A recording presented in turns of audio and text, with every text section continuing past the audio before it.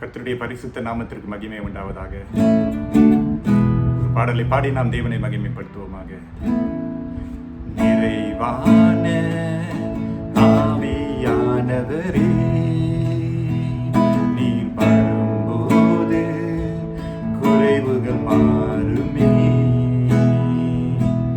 நிறைவான ஆவியானவரே, நீர் வரும்போது குறைவுகள் மாறுமே. நீர் வந்தால் சூழ்நிலை மாறுமே. முடியாததும் சத்தியமாகுமே. நீர் வந்தால் சூழ்நிலை மாறுமே. முடியாததும் சாத்தியமாகுமே. நிறைவே நீர் வாருமே. நிறைவே நீர் வேண்டுமே. நிறைவே நீர் போதுமே. ஆவியானவரே, நிறைவே நீர் வாருமே. நிறைவே நீர் வேண்டுமே. நிறைவே நீர் போதுமே. ஆவியானவரே, வனாந்திரம் வயல்வெளிவாகுமே. பாலானது பயிர் நிலமாகுமே. வனாந்திரம் வயல்வெளியாகுமே. பாலானது பயிர் நிலமாகுமே. நீர் வந்தால் சூழ்நிலை மாறுமே. முடியாததும் சாத்தியமாகுமே. ஓ, நீர் வந்தால் சூழ்நிலை மாறுமே. முடியாததும் சாத்தியமாகுமே. நிறைவே நீர் வாருமே. நிறைவே நீர் வேண்டுமே. நிறைவே நீர் போதுமே. ஆவியானவரே, நிறைவே நீர் வாருமே. நிறைவே நீர் வேண்டுமே. நிறைவே நீர் போதுமே. ஆவியானவரே.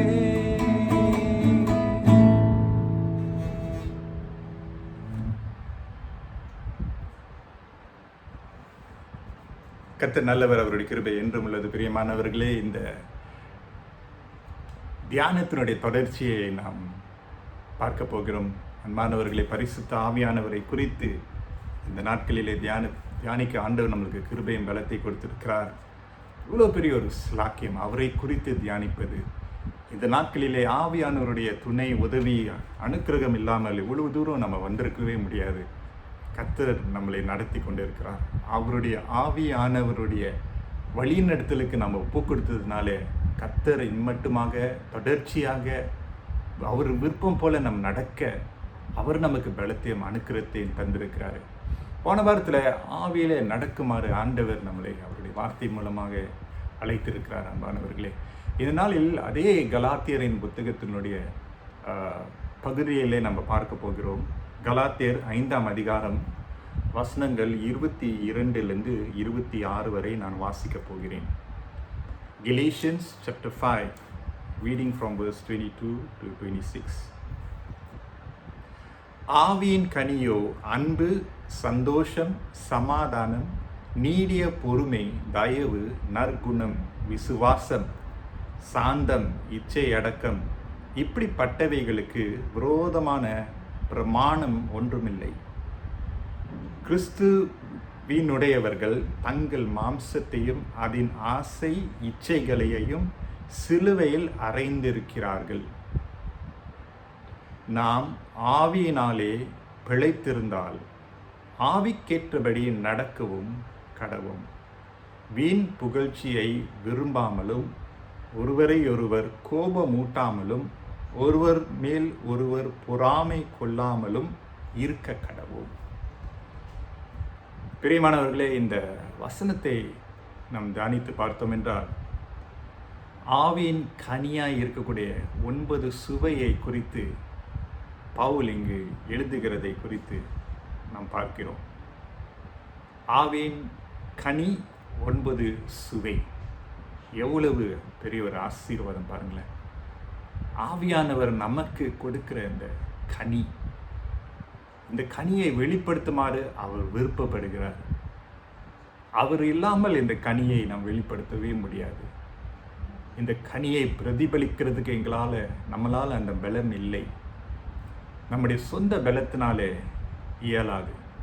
ஆனால் தேவ ஆவியானவருக்கு நாம் ஒப்பு கொடுக்கும்போது, அவருடைய நடத்துதலுக்கு நாம் அடிபணிந்து இருக்கும்போது, இந்த ஆவியின் கனியோ இருக்கக்கூடிய இந்த 9 சுவை நம்முடைய வாழ்க்கையில் நிச்சயமாக அதிகமாக வெளிப்படுத்தப்படும்.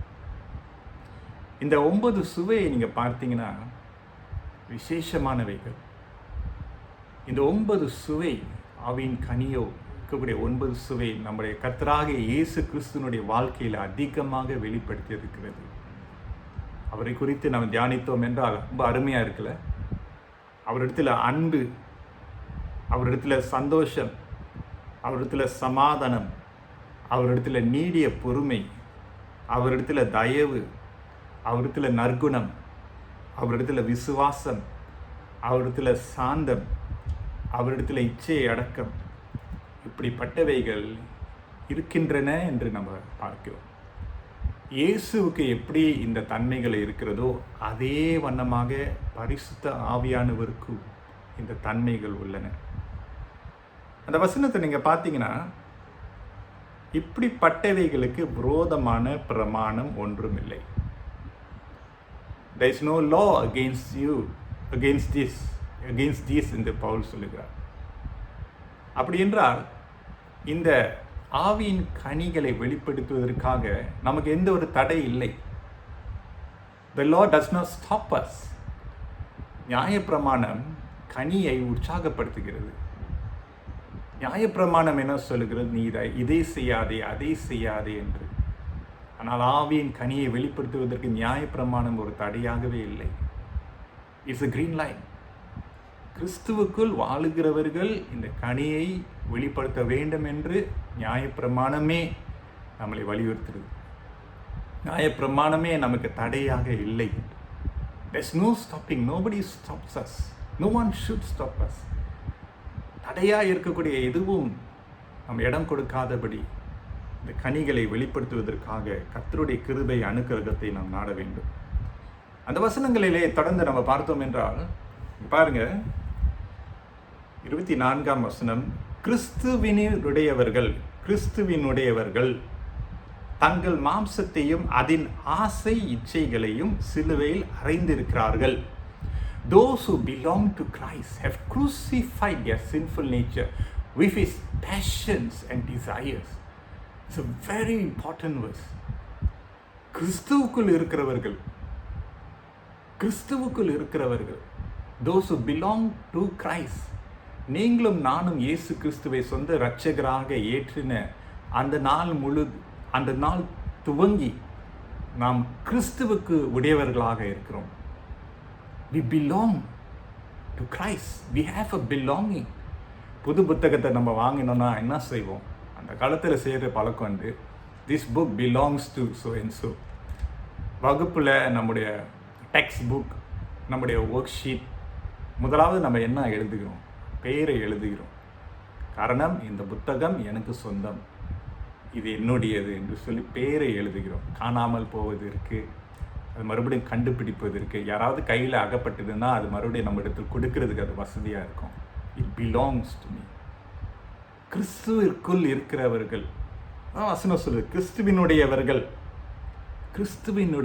நாம் கிறிஸ்துவினுடையவர்களாக இருக்கிறோம். we belong not to ourselves. நாம் நமக்கு உரியவர்களாக இல்லை. இனி நான் அல்ல, கிறிஸ்து எனக்குள் ஜீவிக்கிறார். Galatians 2:20. It is no longer I who lives but Christ who lives in me. கிறிஸ்து எனக்குள் ஜீவிக்கிறார். எப்படி ஜீவிக்கிறார்? அவருடைய பரிசுத்த ஆவியானவர் மூலமாக நமக்குள் ஜீவிக்கிறார். இனி நாம் நமக்கு சொந்தமானவர்கள் அல்ல. We do not belong to ourselves. God has taken ownership of us when we have surrendered our life to Him. அவர் அண்டையிலே நம்முடைய வாழ்க்கையை நாம் ஒப்பு கொடுத்த நாள் துவங்கி நாம் அவருக்கு சொந்தமானவர்களாக இருக்கிறோம். God has taken hold of us. அவர் நம்மளை பற்றி கொண்டார். அவர் நம்முடைய கரத்தை பிடித்து கொண்டார். அவர் நம்மளை அணைத்து கொண்டார். ஆகவே தான் பாருங்க, கிறிஸ்துவினுடையவர்கள் நீங்களும் நானும் விசுவாச பிள்ளைகள் தங்கள் மாம்சத்தையும் அதன் ஆசை இச்சைகளையும் சிலுவையில் அறைந்திருக்கிறார்கள். If we belong to Christ, our identity is not found in anything else but in the identity that we have crucified ourselves, our sinful self on the cross. அதுதான் அடையாளம். அந்த ஞானஸ்நான தண்ணீருக்குள்ள நம்ம போகும்போது நம்ம என்ன செய்கிறோம்? நீ இயேசுவை விசுவாசிக்கிறாயா? நான் இயேசுவை விசுவாசிக்கிறேன். நீ தேவனை விசுவாசிக்கிறாயா? நான் தேவனை விசுவாசிக்கிறேன். நீ பரிசுத்த ஆவியானவரை விசுவாசிக்கிறாயா? நான் பரிசுத்த ஆவியானவரை விசுவாசிக்கிறேன். பாவத்தை விட்டு நீ விலகுகிறாயா? ஆம் என்று சொல்லுகிறோம். உலகத்தினுடைய ஆசை பாசங்களை விட்டு விலகுகிறாயா? ஆம் என்று நம்ம சொல்லுகிறோம். காரணம் என்னவென்றால், நாம் கிறிஸ்துவினுடையவர்களாக ஆகிவிட்டோம். நாம் இனி நமக்கென்று பிழைக்காதபடி கிறிஸ்துவுக்காக பிழைக்க ஒப்பு கொடுத்து இருக்கிறோம். We die to ourselves. It's a burial and it's a rising up. அந்த தண்ணீருக்குள்ளே நம்ம போகும்போது நம்ம பழைய வாழ்க்கை பாவ சுவாபங்களுக்கு மறித்து கிறிஸ்துவனோடு நம்ம உயிர்ப்பிக்கப்படுகிறோம் என்ற அடையாளமாக இருக்கிறோம். அப்போ இயேசு கிறிஸ்துவை ஏற்றுக்கொண்டவர்கள் அவருடைய மரணத்திற்கு நாம் அடையாளம் கொள்கிறோம். சிலுவைக்கு நமக்கும் சம்பந்தம் இருக்க வேண்டும். அதை பவுல் எப்போதும் சிலுவை பற்றியே பேசுவார். He always talks about the cross. I have crucified my sinful flesh on the cross with its passions and desires. அப்படி என்றால் அந்த சிலுவை நமக்கு நெருங்கிய ஒரு காரியமாக நம்ம வைத்துக்கொள்ள வேண்டும். Keep the cross always before you. I'm not saying worship the cross. அந்த சிலுவை ஆராதிக்க நான் சொல்லவில்லை. ஆனால் அந்த சிலுவை காண்பிக்கிற போதிக்கிற அந்த காரியங்களை நாம் அணைத்து கொள்ள வேண்டும். அந்த சிலுவையினுடைய கோட்பாடுகளை நாம் பின் செல்ல வேண்டும். சிலுவையினுடைய தியானத்தை அறிந்து கொள்ள வேண்டும். சிலுவையினுடைய நோக்கத்தை அறிந்து கொள்ள வேண்டும். சிலுவையினுடைய பாடுகளை அறிந்து கொள்ள வேண்டும். தான் பவுல் சொல்கிறார், I identify the sufferings of Christ.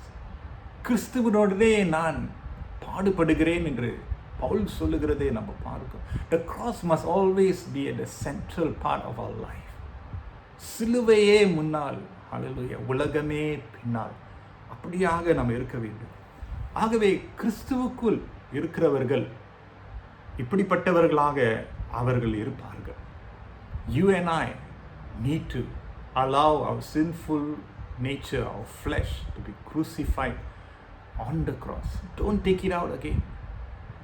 It's a very powerful sinful nature. வசனம் என்ன சொல்லுது பாருங்க, அதன் ஆசை இச்சைகளையும் சிலுவையில் அறைந்திருக்கிறார்கள். ஆசையும் இருக்கு, இச்சையும் இருக்கு. மாம்ச சிந்தையானது பொல்லாதது, மாம்ச கிரியையானது பொல்லாதது. அதுதான் அந்த முந்தின வசனங்களிலே நம்ம பார்க்கிறோம். அழகாக பவுல் எழுதுகிறார். கலாத்தியர் 5ஆம் அதிகாரம் வசனம் 18 நான் வாசிக்கிறேன். அப்போது நம்மளுக்கு புரியும், இந்த மாம்ச கிரியைகள் இவ்வளவு பொல்லாதது தான் இருக்கிறது, இவைகள் ஏன் சிலுவையில் அறையப்பட வேண்டும், அதனுடைய ஆசை இச்சைகள் இவ்வளவாக இருக்கிறது, எப்படி நம்மளை அழித்துவிடும் என்று எண்ணி இது ஏன் சிலுவையில் அறையப்பட வேண்டும் என்று பவுல் இதை எல்லாம் விவரித்து குறிப்பாக ஒரு பட்டியலிடுகிறார். கலாத்தியர் 5:18 வாசிக்கிறேன். ஆவியினால் நடத்தப்படுவீர்களானால் நீங்கள் நியாயப்பிரமாணத்திற்கு கீழ்ப்பட்டவர்கள் அல்ல. மாம்சத்தின் கிரியைகள் வெளியரங்கமாயிருக்கின்றன.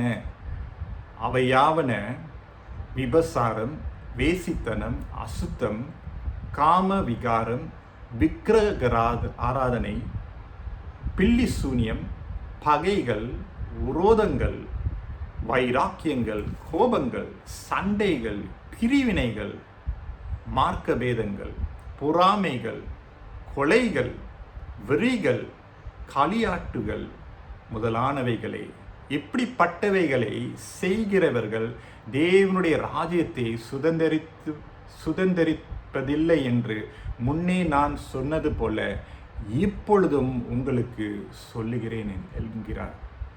பரலோக ராஜ்யத்திற்கு பிரவேசிக்கிறவர்கள் இப்படிப்பட்ட கிரியைகளிலே அவர்கள் ஈடுபட மாட்டார்கள் என்று பவுல் சொல்லுகிறார். அப்ப இவைகளை ஜெயிக்க வேண்டும் என்றால் ஆவியின் கனியோ என்று அவர் துவங்குகிறார். இந்த மாம்ச கிரியைகளையும் அதனுடைய ஆசை இச்சைகளை சிலுவையில் அறையப்பட வேண்டும் என்று அவர் சொல்லுகிறார். It's an intentional effort to say, I will not have anything to do with the deeds of the flesh, the deeds of darkness. எனக்கும் பாவ கிரியை அசுத்தங்களுக்கும் இச்சைகளுக்கும் இந்த காரியங்களுக்கும் சம்பந்தம் இல்லை என்று சொல்லி அந்த சிலுவையோடு நம்ம அடையாளம் கொள்கிறோம். அதனால தான் the cross is not a fashion statement. சிலுவையானது ஒரு அலங்கரிக்கக்கூடிய ஒரு காரியம் அல்ல, அது சுமக்கக்கூடிய ஒரு பாரமாக இருக்கிறது. If anyone would follow Christ, deny himself and take up the cross. ஒருவன் கிறிஸ்து பின்னாலே செல்ல வேண்டும் என்றால் சிலுவையை சுமந்து கொள்ள வேண்டும் என்று சுமக்கிறவர்களாக நாம் இருக்க வேண்டும். அன்பானவர்களே, தொடர்ச்சியாக கலாத்தியர் 5:25 நாம் ஆவியினாலே பிழைத்திருந்தால் ஆவிக்கேற்றபடி நடக்கவும் கடவும். ஹல்லேலூயா.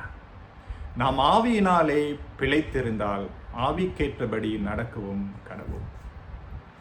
If we live in the Spirit, we will walk in step with the Spirit. This is why we need the Holy Spirit. இதற்காகவே பரிசுத்த ஆவியானவர் நமக்கு மிகவும் அவசியமாக இருக்கிறார். அவரோடு பிழைத்திருக்கிறோம் என்றால் அவரோடு நாம் தொடர்ச்சியாக நடக்கவும் கடவும். We need to constantly keep in step with the Spirit of God. ஒரு தடவை ஒரு அனுபவம் அல்ல. வருகிற ஞாயிற்றுக்கிழமை பெந்தேகோஸ்தே ஞாயிறு ஆராதனை நாம் ஆசரிக்கிறோம். அது ஆவியானவர் நம்ம மேல் பொழியப்பட்ட ஒரு நாளாக நினைவு கூறுகிறோம். ஆனால் அது ஒரு நாள் அல்ல, ஒவ்வொரு நாளும் ஆவியினால நிரப்பப்பட்ட ஒரு வாழ்க்கையை நம்ம வாழ வேண்டும் என்று அவருக்குள் பிழைத்தவர்கள் அவரிலே நடக்க வேண்டும், அவரோடு நடக்க வேண்டும் என்று நம்ம அழைக்கப்பட்டிருக்கிறோம். ஹல்லேலூயா. Every step we make with the step of the Lord. அப்படி நடக்கிறவர்கள் அவங்களுடைய வாழ்க்கை எப்படி இருக்கும்னு அடுத்த வசனம் சொல்லுது. 26 வீண் புகழ்ச்சியை விரும்பாமலும் ஒருவரையொருவர் கோபம் ஊட்டாமலும் ஒருவர் மேல் ஒருவர் பொறாமை கொள்ளாமலும் இருக்க கடவோம். You see, when we walk and live in the Spirit, we will not participate in the deeds of the flesh. இப்படிப்பட்டவைகளுக்கு நாம் இடம் கொடுக்க மாட்டோம். பவுல் அதை தான் சொல்லுகிறார். கலாத்தியர் 5:25-26 ஆங்கிலத்தில் நான் வாசிக்கிறேன். I read in English. Since we live by the Spirit, let us keep in step with the Spirit. Let us not become conceited, provoking and envying each other. Hallelujah. If we live by the Spirit, walk in step with the Spirit, we will not be conceited, we will not provoke, and we will not envy each other. Amen. Hallelujah. We need to ask ourselves, நம்ம இடத்துல நம்ம கேள்வி கேட்கணும். ஒருவர் மேல் ஒருவர் கோபப்படுத்துகிறோமா, அல்லது பொறாமை கொள்கிறோமா, அல்லது வீண் புகழ்ச்சியிலே ஈடுபடுகிறோமா என்று அந்த கேள்வியை நம்ம இடத்துல நம்ம கேட்க வேண்டும். Constantly we need to examine ourselves in the Lord, in the light of His word. இந்த திரு வசனத்தின் மூலமாக வாசிக்க, இந்த ஆவியானவர் ஏவப்பட்ட வசனங்களை நாம் வாசிக்க நம்மளே ஆராய ஆண்டவர் நம்மளை வழிநடத்துவார். And I said this circuit breaker is a wonderful time of reflection for us. Slow down, take stock, reflect பண்ணுவோம். அதிகமான பொறாமையோடு வாழ்கிறோமா, ஒருவர் மற்றவரை கோபப்படுத்தி கொண்டு இருக்கிறோமா, எரிச்சல் படுத்தி கொண்டு இருக்கிறோமா, வீண் புகழ்ச்சியை நம்ம நாடுகிறோமா? சண்டை போடுகிறோமா? சச்சரவு கொடுக்கிறோமா? கஷ்ட நஷ்டத்திலே நம்மளுக்கு ஒரு பங்கை காண்பிக்கிறோமா? இதெல்லாம் நம்ம செய்யக்கூடாதோ அதையெல்லாம் செய்து கொண்டு இருக்கிறோமா என்று நம்ம அறிந்து கொள்ள வேண்டும். நம்மளை குற்றப்படுத்தி நம்மளை குழியில விழுவதற்காக அல்ல, ஆனால் ஆண்டவர் நம்மளுக்கு போதித்து நம்மளை குழியிலிருந்து உயர்த்தி விடுகிற தேவனாக இருக்கிறார். ஹல்லேலூயா! அதுதான் பரிசுத்த ஆவியானுடைய கிரியை. கடைசியில் நம்ம அவரிடத்துல ஒப்பு கொடுத்து உண்மைத்துவமாக வாழும்போது என்ன செய்கிறாருன்னா, நம்முடைய பாவ சுவாபங்கள், தீய எண்ணங்கள், தீய பழக்க வழக்கங்கள், தேவையில்லாத கெட்ட நோக்கங்கள், கெட்ட திட்டங்களுக்கு இடம் கொடுக்காதபடி ஆவியானவர் காண்பிக்கிற பாதையிலே நம்ம தொடர்ந்து நடப்போம். If we live in Him, we will keep in step with Him. Hallelujah. Beloved brothers and sisters, I want to encourage you. நான் உங்களை உற்சாகப்படுத்துகிறேன். Be found living in the Holy Spirit and keeping in step with the Holy Spirit. Hallelujah. It is a constant. அது ஒரு தொடர்ச்சி, ஒரு தொடர் கதை. நம்முடைய வாழ்க்கை ஒரு தொடர் கதை. Until to our last breath, our life continues on earth. Who helps us? யார் நமக்கு உதவியாக இருப்பாங்க தெரியுமா? பரிசுத்த ஆவியானவர். ஹalleluya. அதனால தான் நம்ம பாடணும்ல, நீர் வந்தால், ஹalleluya, நீர் போதுமே, நீர் வேண்டுமே, நீர் வாருமே என்று நம்ம பாடணும். பரிசுத்த ஆவியானவர் நம்முடைய வாழ்க்கைக்குள்ளே வந்தாலே போதும். அவருக்குள் பிழைத்தவர்கள் அவரிலே நடப்பார்கள். If we live in Him, we will keep in step with Him. Friends, நம்மளை தடுக்கி விடக்கூடிய காரியங்கள் பலவிதம் இருக்கிறது. ஆனால் நேர்பாதையில் சரியாக விழாதபடி நடக்க வேண்டும் என்றால் ஆவியானவரோடு பிழைத்திருப்போம், ஆவியானவரோடு இணைந்து நம்ம நடப்போமாக. கர்த்தர் நம்மளை கைவிட மாட்டார், நம்மளை நடத்துவார். ஹல்லேலூயா. இந்த பாடலை மறுபடியும் இந்த அடுத்த கவியை பாடி கர்த்தர் நம்மளை இந்த வாரத்தில் தொடர்ந்து நடத்துமாறு ஒப்பு கொடுப்போமாக. பலவீனம் பலனாய் மாறுமே, சுகவீனம் சுகமாய் மாறுமே. பலவீனம் பலனாய் மாறுமே, சொல்லுவோம். சுகவீனம் சுகமாய் மாறுமே. நீர் வந்தால் சூழ்நிலை மாறுமே, மாறுமே. முடியாததும் சாத்தியமாகுமே. நீர் வந்தால் சூழ்நிலை மாறுமே, முடியாததும் சாத்தியமாகுமே. சொல்லுவோம். நிறைவே நீர் வாருமே, நிறைவே நீர் வேண்டுமே, நிறைவே நீர் போதுமே. ஆவியானவரே நிறைவே நீர் வாருமே, நிறைவே நீர் வேண்டுமே, நிறைவே நீர் போதுமே. ஆவியானவரே.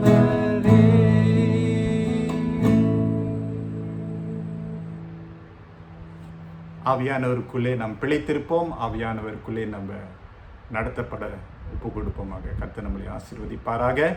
இந்த ஞாயிற்றுக்கிழமை பெந்தேகோஸ்த் ஞாயிறு, ஆகவே சிறப்பான ஒரு ஆராதனை நமக்கென்று பதிவு செய்யப்பட்டு 10:30 மணி காலையில் வர்ற ஞாயிற்றுக்கிழமை எல்லா ஆங்கிலிக்கன் சிங்கப்பூர் சபைகளிலே ஒளிபரப்பப்படுகின்றன. ஆகவே தவறாமல் 10:30 மணி குடும்பத்தாரோடு டிவி ஆன் பண்ணி உங்களோட லேப்டாப் ஃபோனை பயன்படுத்தி தயவுசெய்து ஆராதனையில் பங்கு கொள்ளுமாறு கேட்டுக்கொள்கிறோம். இந்த ஆராதனை பேராயத்தின் மூலமாக ஒழுங்கு பண்ண ஆராதனை. ஆகவே நம்ம எல்லாரும் கலந்து கொள்வோமாக. ஆராதனை முடிந்த பிறகு நம்முடைய காணிக்கையை நம்முடைய சபையினுடைய அந்த QR கோட்க்கு உங்களுடைய காணிக்கைகளை நீங்கள் செலுத்தலாம். கர்த்தர் நம்மளை தொடர்ந்து நடத்துவாராக. வருகிற வாரங்களிலே தயவுசெய்து எங்களோடு நீங்கள் இணைந்து கொள்ளுங்கள். விவரங்கள் உங்களுக்கு சொல்லப்படும். காரணம், நம்முடைய சர்க்கியூட் பிரேக்கர் ஃபேஸ் 1க்கு நம்ம வந்திருக்கிறோம். சபைக்கு வரக்கூடிய ஒழுங்குகள் இருக்கின்றன. முழுமையான ஆராதனை நடத்த முடியாது. ஆனால் தனிப்பட்ட ஜெபம் ஒழுங்குகள் செய்யப்படலாம். ஆனால் அதனுடைய விவரங்கள் நம்ம ஒழுங்கு பண்ணி உங்களுக்காக நம்ம விவரமாக எடுத்து சொல்லுவோம். ஆகவே எங்களோடு இணைந்திருக்குமாறு கேட்டுக்கொள்கிறோம். Please watch our YouTube, Facebook, Instagram மற்ற இந்த இணையதளங்களிலே நீங்கள் இணைந்து கொள்ள வேண்டும். Please get in touch. Cell குரூப்பில் இருந்தீங்கன்னா இல்லாட்டி சபையினுடைய வாட்ஸ்அப் குரூப்ஸில் இருந்தீங்கன்னா நலமாக இருக்கும், பிரயோஜனமாக இருக்கும். So will be updated regularly. தேவை இருந்தால், ஜெப தேவை இருந்தால் என்னை தொடர்பு கொள்ளுமாறு கேட்டுக்கொள்கிறேன். உங்களுக்காக தொடர்ந்து ஜெபிக்கிறேன். சபையாக நம் ஜெபிப்போம், செயல்படுவோம். கர்த்தர் நம்மளை ஆசீர்வதிப்பாராக. ஆமென். God bless you.